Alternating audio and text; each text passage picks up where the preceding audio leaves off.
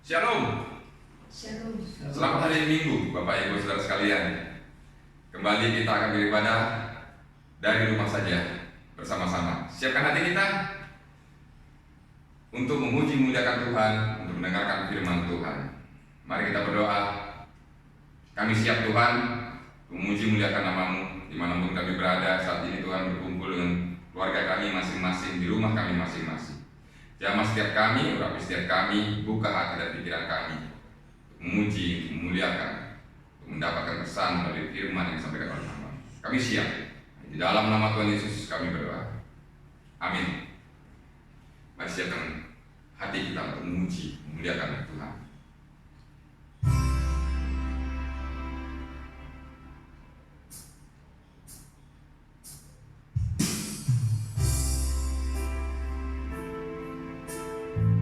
Tuhan, aku rindu.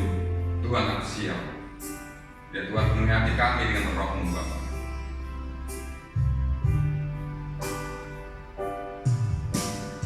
Tuhan, aku rindu. Tuhan, aku siap. Penuhi aku dengan roh-Mu. Ku rindu jawaban-Mu. Tuhan, aku rindu. Tuhan, aku siap. Penuhi aku dengan roh-Mu. Ku rindu jawaban-Mu. Ku rindu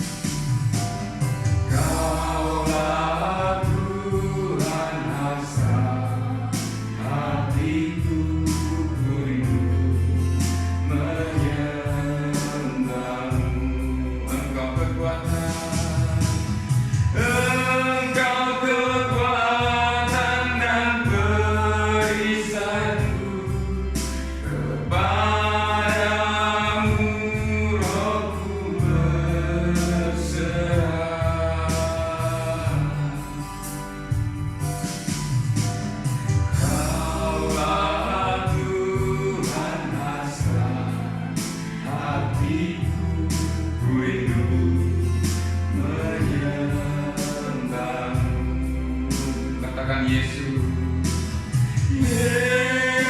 Yesus, Yesus, Kau berarti bagiku.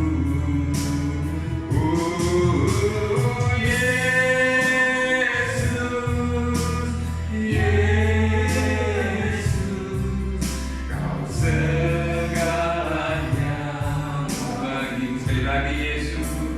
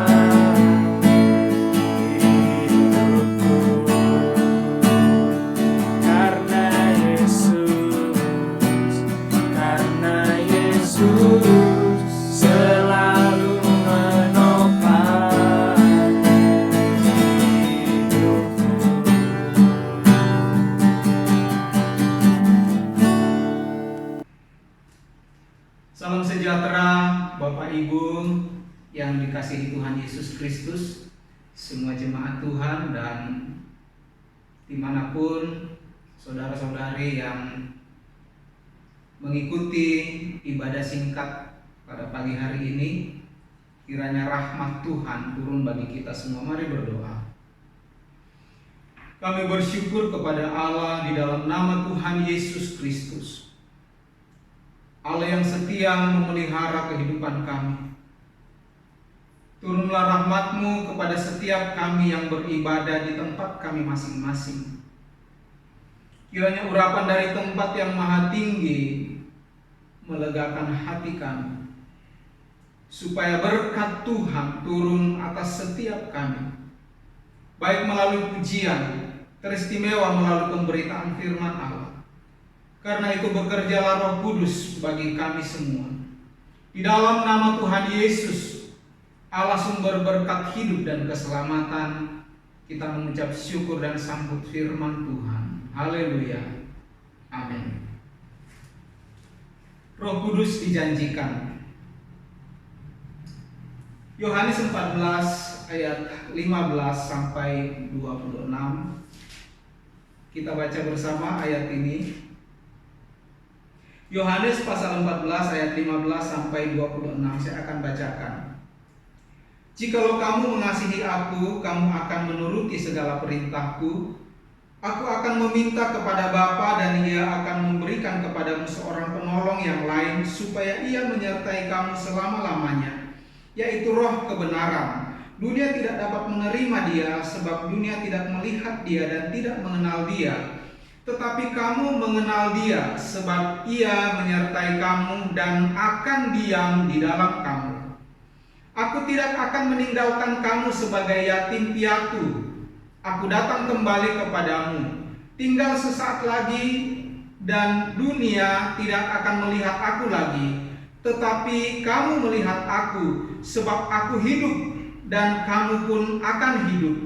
Pada waktu itulah kamu akan tahu bahwa aku di dalam Bapa dan kamu di dalam aku dan aku di dalam kamu. Barang siapa memegang perintahku dan melakukannya, dialah yang mengasihi aku, dan barang siapa mengasihi aku, ia akan dikasihi oleh Bapa-Ku, dan aku pun akan mengasihi dia dan akan menyatakan diriku kepadamu. Yudas yang bukan Iskariot berkata kepadanya, Tuhan, apakah sebabnya maka engkau hendak menyatakan dirimu kepada kami dan bukan kepada dunia? Jawab Yesus, jika seorang mengasihi aku, ia akan menuruti firman-Ku dan Bapa-Ku akan mengasihi dia, dan kami akan datang kepadanya dan diam bersama-sama dengan dia. Barang siapa tidak mengasihi aku, ia tidak menuruti firman-Ku, dan firman yang kamu dengar itu bukanlah daripadaku, melainkan dari Bapa yang mengutus aku. Semuanya itu kukatakan kepadamu selagi aku berada bersama-sama dengan kamu. Tetapi penghibur, yaitu Roh Kudus, yang akan diutus oleh Bapa dalam namaku, dialah yang akan mengajarkan segala sesuatu kepadamu dan akan mengingatkan kamu akan semua yang telah kukatakan kepadamu. Amin.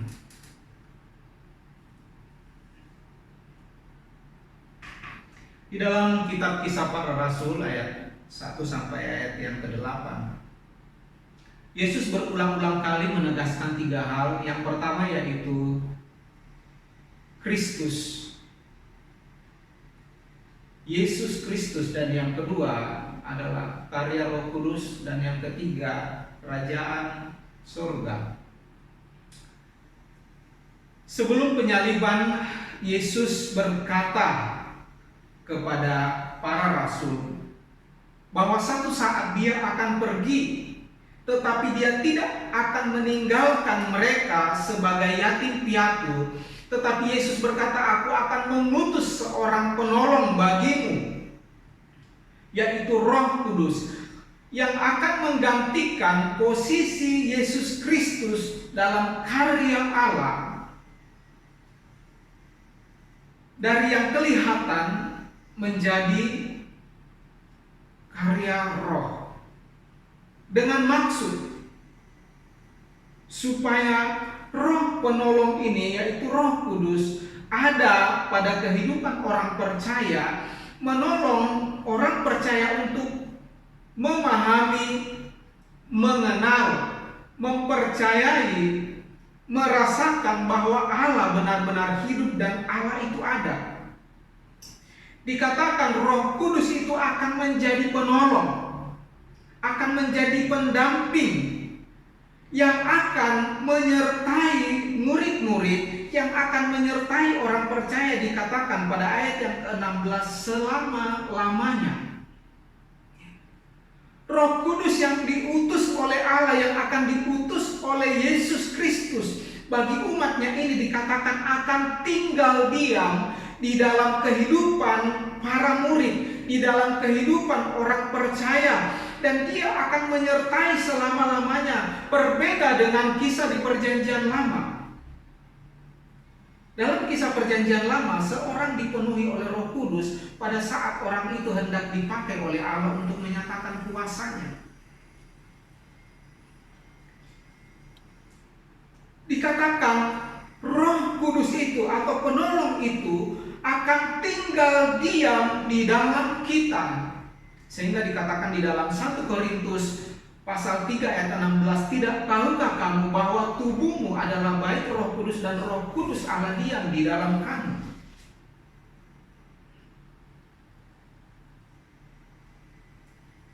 Roh itu akan menghibur, Roh itu akan mengajar, Roh Kudus itu akan mengingatkan apa yang telah Yesus katakan, apa yang telah Yesus ajarkan kepada murid-muridnya dan kepada setiap orang yang percaya oleh pemberitaan Injil.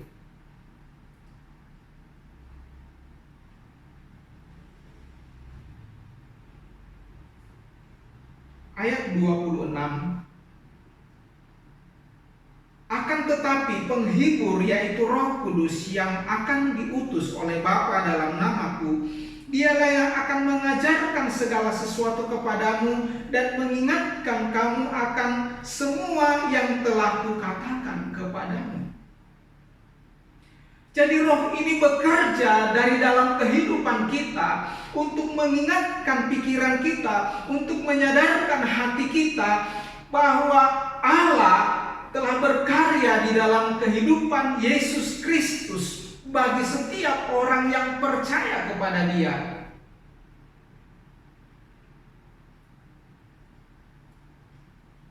Yohanes pasal 16 ayat 7 sampai 11, saya bacakan ayat-ayat ini. Yohanes pasal 16 ayat 7 sampai 11. Namun benar yang kukatakan ini kepadamu, adalah lebih berguna bagi kamu jika aku pergi. Sebab jikalau aku tidak pergi, penghibur itu tidak akan datang kepadamu. Tetapi jikalau aku pergi, aku akan mengutus dia kepadamu. Dan kalau ia datang, ia akan menginsafkan dunia akan dosa, kebenaran, dan penghakiman. Akan dosa karena mereka tetap tidak percaya kepadaku, akan kebenaran karena aku pergi kepada Bapa dan kamu tidak melihat aku lagi, akan penghakiman karena penguasa dunia ini telah dihukum. Bapak Ibu yang dicintai Tuhan Yesus Kristus, jika kita membaca perkataan-perkataan Yesus Kristus tentang Roh Kudus yang dijanjikan itu bagi para rasul, dan kita membaca juga kitab-kitab dari kisah para rasul, di sana sangat jelas ada dua peran Roh Kudus yang sangat penting bagi kehidupan para rasul dan bagi kehidupan orang percaya. Yang pertama itu, peran Roh Kudus adalah sebagai penolong. Sebagai dia menolong kita, menjadi penghibur bagi kita. Dia menolong kita, mengajarkan kita apa yang menjadi rahasia dari firman Allah, apa yang tidak kita pahami dari firman Allah yang kita baca. oleh Roh Kudus itu yang juga adalah roh hikmat, akan mengajarkan kepada kita, akan mengungkapkan kepada kita rahasia-rahasia terdalam tentang Kristus. Dia adalah penolong yang menghibur, yang mengajar kita, yang menyingkapkan kepada kita rahasia-rahasia dari kebenaran firman Tuhan. Dan dikatakan dia akan bersama-sama dengan kita selama-lamanya. Jadi Roh Kudus ini dalam kehidupan orang percaya tidak part-time, tetapi selamanya. Peran penting Roh Kudus yang kedua bagi kehidupan para rasul dan kehidupan orang-orang percaya adalah untuk memberi kuasa, dunamis. Kuasa atau kekuatan yang dipakai untuk memperlengkapi para rasul, orang-orang percaya di dalam melanjutkan amanat agung, di dalam melanjutkan misi Tuhan, misi Kristus di dunia ini. Jadi dua hal ini adalah hal yang sangat penting, sehingga jika seseorang memiliki Roh Kudus dalam hidupnya, dia tidak akan lemah dengan keadaan, dia tidak akan terpengaruh dengan situasi, dia akan tetap kuat, dia akan tetap bergairah, dia akan tetap bersemangat, sebab ada penghibur, ada pemberi pengharapan, ada pemberi motivasi, ada pemberi jalan keluar, ada pemberi hikmat dari dalam hidupnya, yaitu Roh Kudus. Dan orang yang ada Roh Kudus, orang yang dari dalam hidupnya Roh Kudus berkarya, akan menjadi saksi Kristus dalam perbuatan, dalam perkataan hidupnya, akan menjadi alat Tuhan yang memiliki kuasa untuk menyampaikan firman Allah, akan memiliki kuasa untuk berkata-kata, akan memiliki kuasa mengubah keadaan di sekitarnya.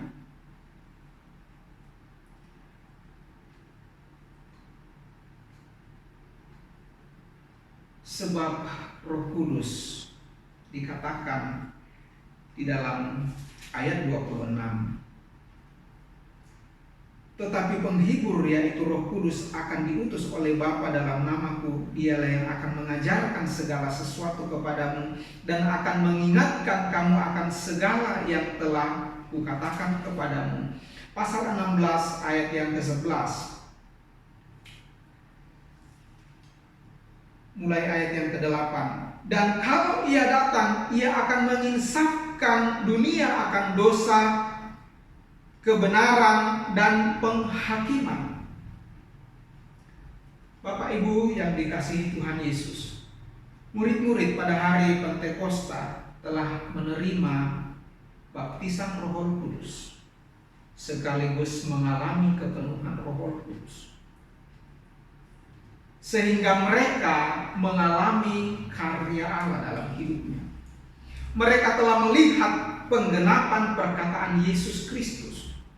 Mereka akhirnya mempercayai Injil Yesus Kristus, dan mereka memberitakan Injil Yesus Kristus. Melalui baptisan dan kepenuhan Roh Kudus, murid-murid melayani dengan penuh kuasa, yang disertai pelayanan mereka disertai dengan tanda-tanda heran, disertai dengan mujizat-mujizat, disertai dengan hikmat dan pengertian yang luar biasa. Melalui loteng Markus, rumah Markus, murid-murid telah berkumpul. Mereka telah bersehati berkumpul. Mereka telah bertekun menantikan janji Tuhan Yesus Kristus. Dan mereka telah berdoa bersama-sama sampai Roh Kudus dicurahkan. Sudahkah kita menerima Roh Kudus dalam kehidupan kita sebagai orang percaya? Ini adalah perenungan, ini adalah pertanyaan yang perlu kita jawab. Ini adalah pertanyaan yang harus kita jawab dan menemukan jawaban itu di dalam kehidupan kita. Sudahkah kamu dipenuhi oleh Roh Kudus? Kisah Para Rasul 1, Kisah Para Rasul 19 ayat 1 sampai 6. Di loteng Markus,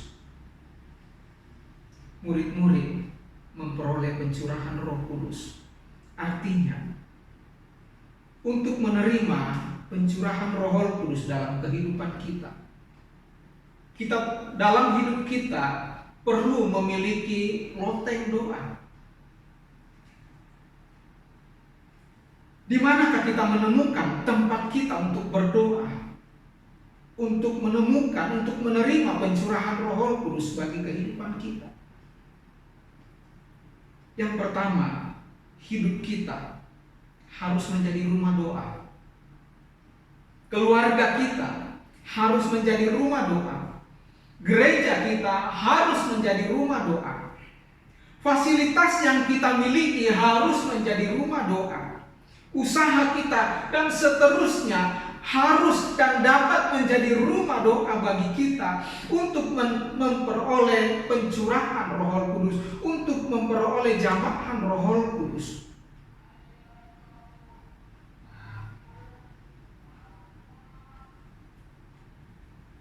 Bapak Ibu yang dikasihi Tuhan Yesus Kristus,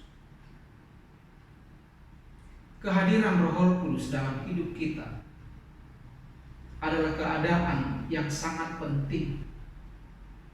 Hari ini kita tidak bertatap muka dengan Yesus Kristus, tetapi Dia telah menaruh Roh-Nya, Dia telah mengutus Roh Kudus-Nya untuk datang ke dalam hidup kita, mengisi seluruh hidup kita, menjadi Tuhan, menjadi penguasa atas seluruh hidup kita, sehingga pikiran kita adalah pikiran yang dihasilkan oleh pimpinan Roh Kudus. Perasaan kita, keinginan kita, hal-hal yang keluar dari dalam kehidupan kita adalah hal-hal yang dipengaruhi oleh pimpinan Roh Kudus. Galatia pasal 5 ayat yang terakhir dikatakan, kalau kita sudah hidup oleh Roh, baiklah kita juga dipimpin oleh Roh Kudus.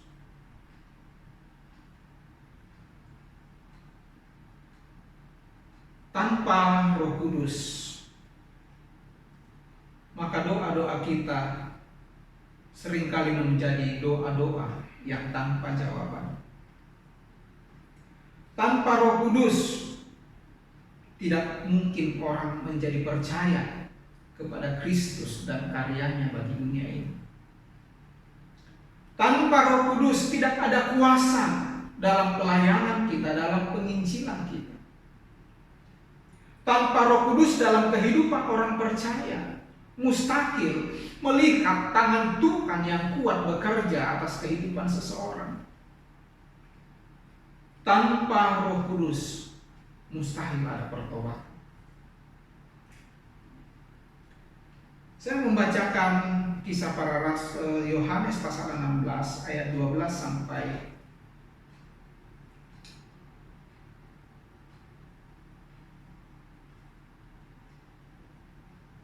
ayat yang ke-15. Masih banyak hal yang harus kukatakan kepadamu, tetapi sekarang kamu belum dapat menanggungnya. Tetapi apabila Ia datang, yaitu Roh kebenaran, Ia akan memimpin kamu dalam seluruh kebenaran, sebab Ia tidak akan berkata-kata dari dirinya sendiri, tetapi segala sesuatu yang didengarnya, itulah yang akan dikatakannya, dan Ia akan memberikan kepadamu hal-hal yang akan datang. Dia akan memberitakan kepadamu hal-hal yang akan datang. Ia akan memuliakan aku, sebab Ia akan memberitakan kepadamu apa yang diterimanya daripadaku. Segala sesuatu yang Bapa punya adalah aku punya. Sebab itu aku berkata kepadamu, Ia akan memberitakan kepadamu apa yang diterimanya daripadaku. Roh Kudus dikatakan Roh kebenaran.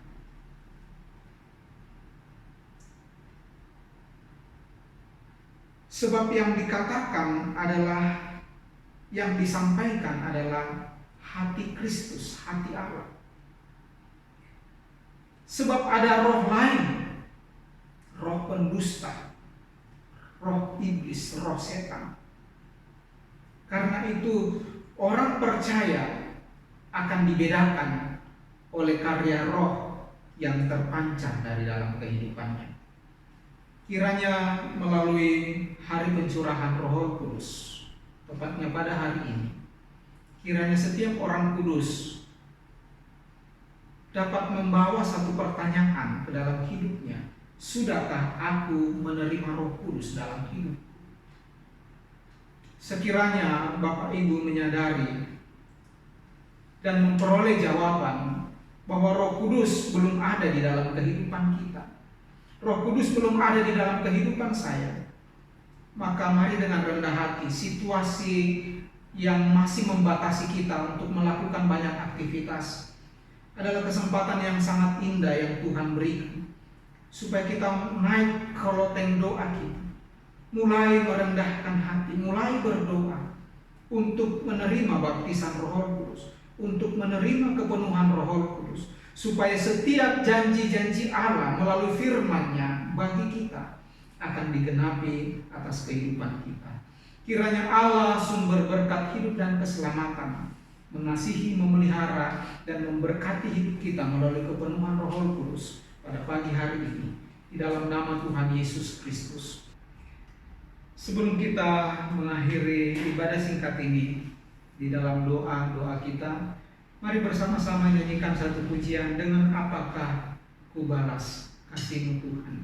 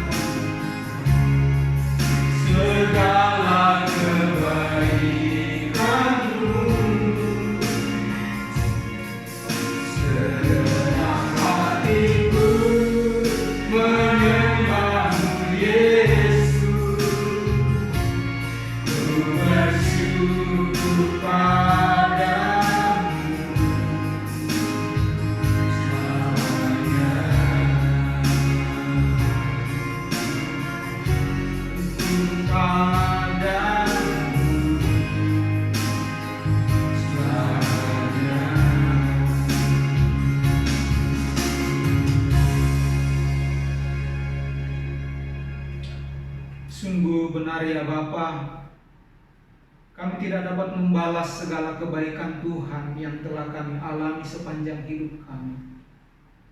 Karena itu kami datang dan mempersembahkan roh, jiwa, dan tubuh kami.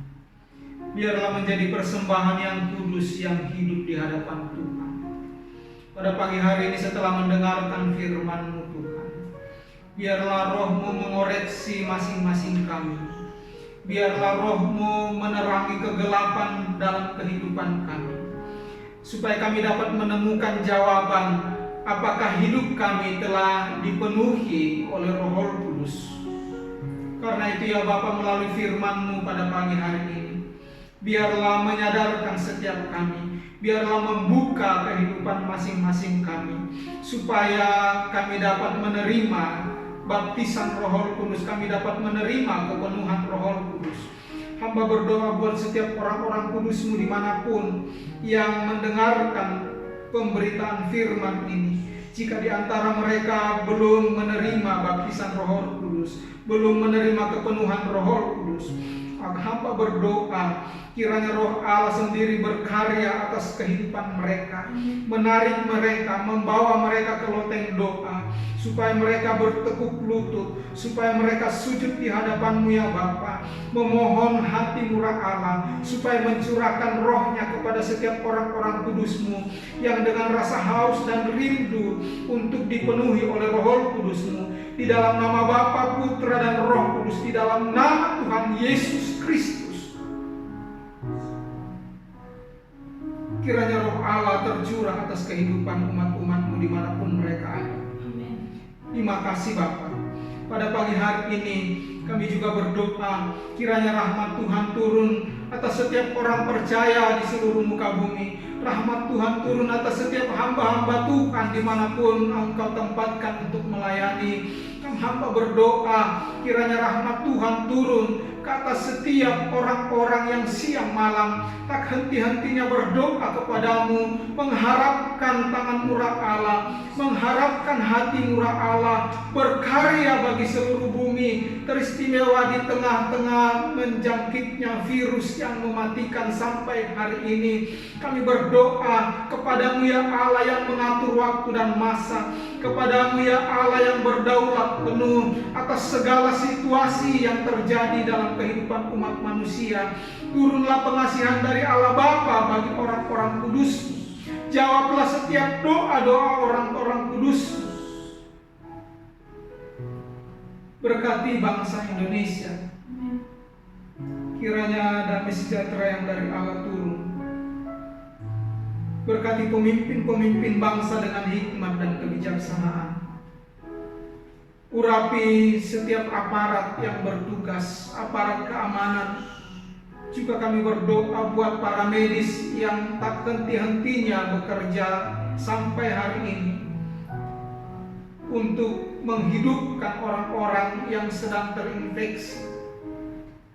Lebih daripada mereka semua, karya Allah yang sepenuhnya terjadi atas kehidupan kami. Berkati jemaat-Mu GPI Kota Tuayan, murid bersama Gereja Saksi Kristus.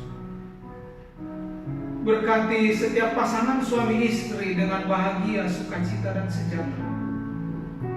Berkati setiap anak-anak yang dikaruniakan kepada setiap rumah tangga. Kiranya mereka semua bertumbuh sehat kuat, bertumbuh di dalam takut akan Tuhan. Berkati usaha pekerjaan daripada setiap umat-umat-Mu. Jika ada di antara kami yang lemah tubuh, kami berdoa di dalam nama Tuhan Yesus, segala bakteri, kuman, virus, toksin radikal bebas apapun yang melemahkan tubuh kami, teristimewa yang lemah karena dosa, karena serangan tipuan setan, di dalam nama Tuhan Yesus Kristus, disembuhkan yang sakit, dimerdekakan yang terikat, yang susah dihiburkan, yang lemah dikuatkan, bahkan kebutuhan-kebutuhan dalam bentuk yang lain di dalam nama Tuhan Yesus tertolong. Berkati keluarga, anak-anak kami, saudara-saudara kami yang jauh terpisah, mereka yang ada di luar negeri. Sebagaimana Tuhan mengasihi memelihara kami, hal yang sama juga terjadi pada mereka. Terima kasih Bapa, kuatkan kami untuk sepanjang minggu yang akan berjalan ini. Biarlah kami memegang firman-Mu untuk sepanjang minggu ini menjadi kekuatan bagi kehidupan kami. Sebab itu turunlah kiranya atas kita masing-masing berkat kepenuhan Roh Kudus, berkat kekuatan fisik, berkat kekuatan intelektual, kekuatan hikmat kebijaksanaan, Turunlah pada kita masing-masing berkat pertemuan. Turunlah pada kita masing-masing berkat perekonomian, supaya hidup kita senantiasa memuliakan Allah, memberitakan Injil kasih karunia sejak pagi hari ini sampai Maranatha. Di dalam nama Tuhan Yesus Kristus, Allah sumber berkat hidup dan keselamatan, kita mengucap syukur dan berdoa. Haleluya. Amin. Shalom, shalom, shalom.